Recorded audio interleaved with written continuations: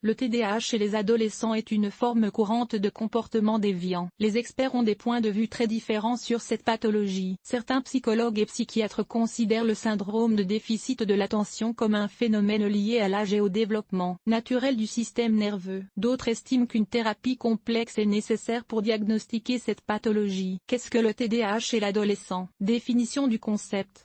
Le syndrome du déficit de l'attention et de l'hyperactivité est un diagnostic neurologique dont les symptômes ne se prêtent pas à un contrôle intentionnel arbitraire de la part du patient. Selon la CIM-10, la pathologie est classée comme un trouble neurochromique. Les principales composantes de la maladie sont l'impulsivité, le manque de concentration et l'hyperactivité. Les médecins posent le diagnostic correspondant en présence de plusieurs signes de TDAH. La pathologie est due à un mauvais fonctionnement du cerveau. Selon les statistiques, la maladie touche 10% des adolescents. Cause.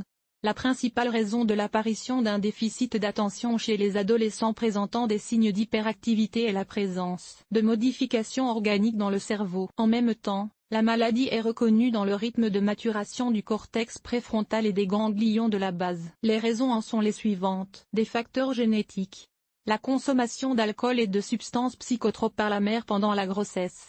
Et les carences en vitamines dans le régime alimentaire des femmes enceintes. Naissance prématurée ou rapide. Les blessures et chutes courantes chez les enfants au cours de la période postnatale précoce. Les infections chez les bébés pendant la petite enfance. Développement inadéquat des préoccupations cognitives et des processus cognitifs. Augmentation de l'anxiété personnelle.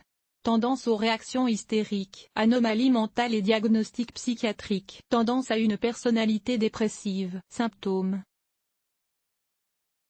Même au jardin d'enfants et à l'école primaire, les mères de garçons atteints d'ADHD trouvent qu'il est difficile pour leurs enfants de s'asseoir au même endroit et de jouer à des jeux doux. À l'entrée à l'école, les déficiences motrices entraînent de faibles performances et une masse de commentaires de la part des enseignants. Les filles atteintes de TDAH présentent des indicateurs moyens d'une quelconque stabilité de l'attention. Bien sûr, elles ne sont pas les meilleures élèves de l'école, mais elles n'ont pas de dette scolaire.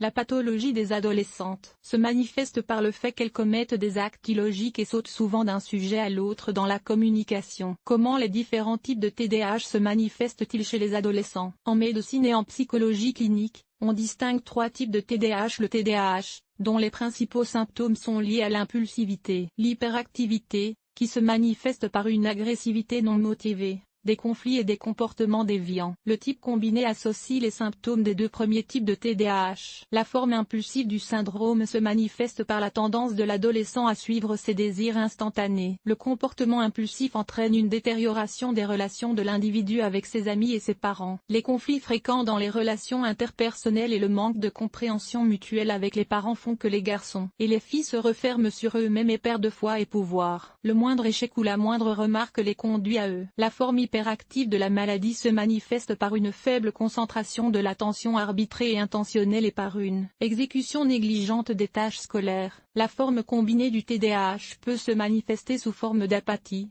de fatigue chronique, de vulnérabilité, de reconnaissance douloureuse, des critiques, de larmoiement. Recommandations pour les parents. Sur la base des résultats d'un diagnostic complet, si un médecin diagnostique un TDAH, l'adolescent a besoin d'un soutien médical et psychologique. En plus des médicaments, l'enfant a besoin d'un soutien psychologique et éducatif. Les adolescents doivent être inscrits à des cours de psychologie. En outre, les parents d'adolescents souffrant de TDAH doivent montrer à leur enfant qu'ils l'aiment. Écrire sur l'enfant dans la section sportive. Se rendre à l'école et discuter avec la direction des options de l'établissement pour la poursuite des études de l'enfant. Modifier le déroulement de la journée de l'élève. Dresser une liste régulière des tâches que l'enfant doit accomplir au cours de la journée. Aider l'enfant à préparer ses devoirs. Offrir la possibilité de faire de courtes pauses pendant les devoirs. Abandonner les méthodes éducatives autoritaires et les punitions au sein de la famille. Un régime spécial à base de protéines et d'hydrates de carbone complexe peut réduire la fréquence des manifestations émotionnelles négatives chez les enfants. Les produits d'origine chimique et artificielle doivent être exclus du régime. Il est faux de croire que le TDAH est une pathologie qui disparaît avec l'âge. Sans une option de traitement correctement choisie, le syndrome a un impact négatif sur la socialisation de la personnalité. Dans ce cas, c'est le médecin qui doit prescrire des médicaments. L'auto-administration du syndrome de déficit de l'attention est dangereuse. Conclusion.